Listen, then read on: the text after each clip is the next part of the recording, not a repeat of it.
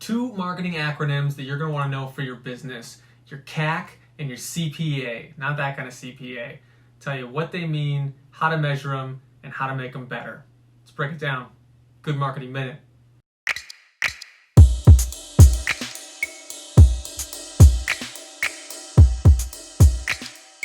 So a CAC and a CPA are two ways of measuring acquisition costs. Basically, how much did it cost you in sales and marketing to acquire a new customer?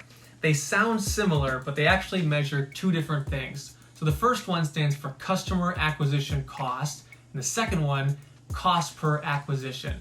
Sounds like it's just saying the same thing, but here's how they're different.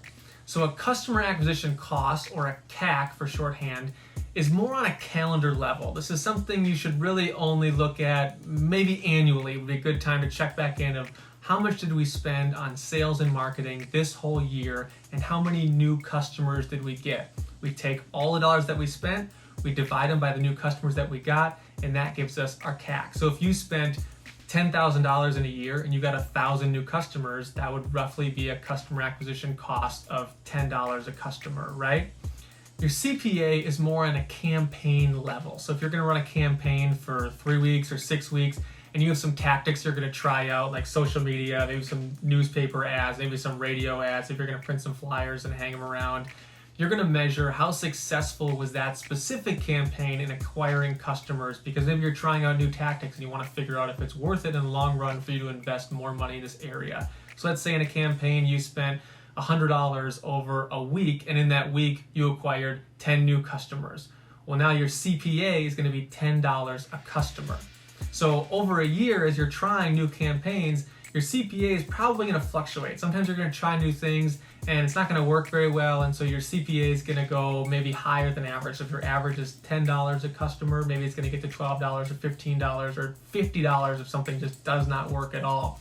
You might have times where it gets lower, and then you're going to kind of make a note of that, and next year you'll probably do more of that one specific thing.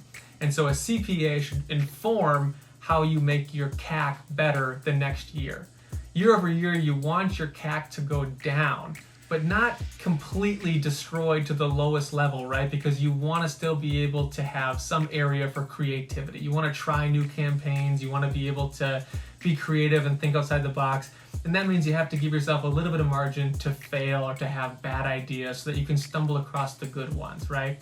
You might say, well, we run a coffee shop or something like that, and we don't really spend anything on sales and marketing. It's really hard for us to measure who's a new customer versus a returning customer. Well, one thing you can do is you can just ask them, hey, is this your first time here? And if it is, later on, you can just make note of that. You can even ask them, how'd you hear about us, or what brings you in? Those are good ways to make a note of now, and then later go back and say, wow, we had 50 people this year that came in because they were driving past us and they saw the billboard on the highway or the freeway and decided to pull off and grab a cup of coffee. That helps you know that that's a good investment for your business. That helps you know that that's where some of your acquisition costs is being really profitable. If at the end of the year you never got any feedback from some place that you spend a lot of marketing dollars, that's probably not somewhere you want to spend marketing dollars again, and now you know that. So that's how a CAC and a CPA work together. Hope this was helpful.